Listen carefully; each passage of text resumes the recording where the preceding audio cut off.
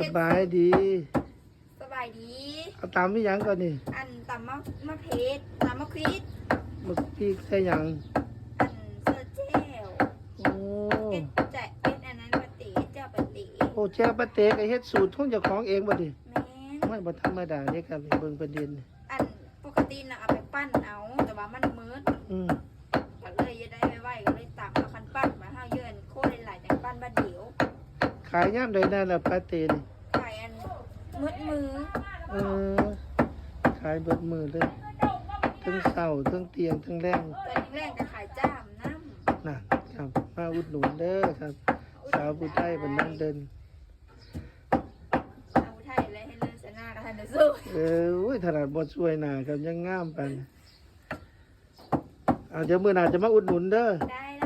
โอเคมื้อนี้มาเบิ่งฮอดครัวเพิ่นเลยครับว่าจะสูตรใด